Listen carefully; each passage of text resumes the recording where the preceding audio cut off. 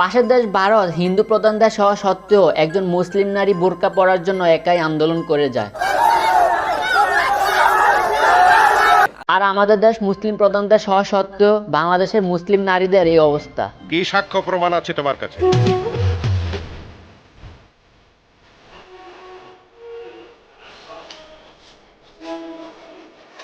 এইটা কি কোনো কথা? আপু মনি পাবলিকের অ্যাটেনশন নেওয়ার জন্য আসছে। আপুর কাছে এমন ভাবে অ্যাটেনশন দিব যে আপু সহ্য করতে পারবে না।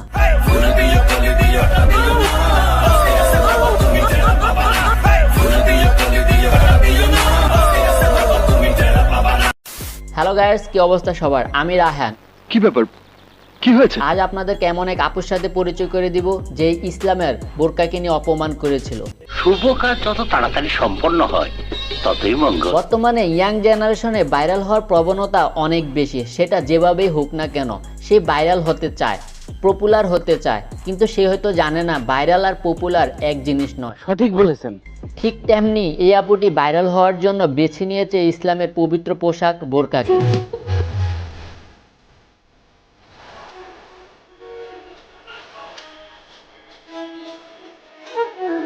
বোরকা একটি কোনো সাধারণ পোশাক নয়, এটা হচ্ছে মুসলিম নারীদের অহংকার, এটা সম্মানের একটা জিনিস।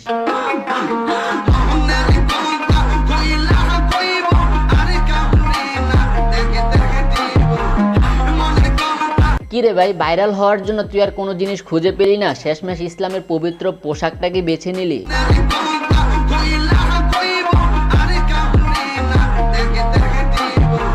আপনার জন্য এই নোংরা পোশাকগুলোই ঠিক আছে। আপনি নোংরা পোশাক পরে টিকটক করেন বা বারে চলে যান, সেখানে আপনাকে কেউ কিছু বলবে না, কিন্তু দয়া করে আপনি বোরকাটাকে অপমান করবেন না।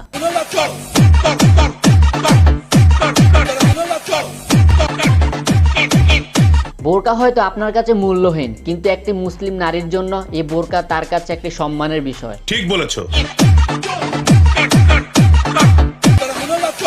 মাথা নষ্ট। আপুর নাম হচ্ছে সুলতানা। তিনি কোন ধর্মের মানুষ সেটা সঠিক জানি না, কিন্তু তার নাম যেহেতু সুলতানা, সেক্ষেত্রে বলা যায় তিনি হয়তো মুসলিম ধর্মেরই সন্তান। কিন্তু তার পক্ষে বোরকাকে অসম্মান করাটা একেবারে ঠিক নয়, সেটা একেবারে মুসলিম সমাজের জন্য লজ্জাজনক।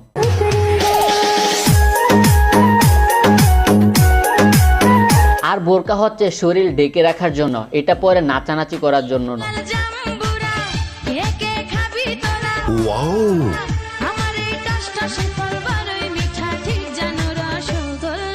কি মানুষ রে বাবা, কারে কি বুঝাইতেছে? ওদের মাথায় তো কিছু নেই, মাথা ভর্তি গোবর, আর বুদ্ধি হচ্ছে তাদের হাঁটুর নিচে।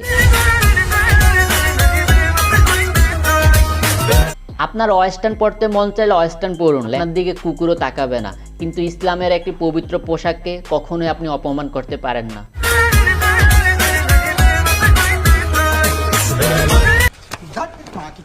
ইচ্ছা না থাকা সত্ত্বেও আপনার ফ্যামিলিকে নিয়ে কিছু কথা বলতে চাই। বলেন কি?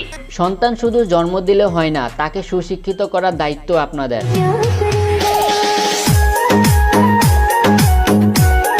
আপনি একটা নেশার মধ্যে আছেন, ভাইরাল হওয়ার নেশা, এখনো সময় আছে, ভালো হয়ে যান। সোশ্যাল মিডিয়াটা খুব ভালো একটা জায়গা নয়, ধ্বংস হয়ে যাবেন। তো বন্ধুরা, ভিডিওটি কেমন লাগলো অবশ্যই কমেন্ট করে জানাবেন, ভিডিওটি শেয়ার করবেন। স্যার আপনি একটু বাইরে গিয়ে আবার ঢুকেন, আমরা আপনাকে দাঁড়ায় সম্মান করি। সাবস্ক্রাইব করে পাশেই থাকবেন। ধন্যবাদ। সেন্ট্রি, ওকে হাজতে বন্দি করো।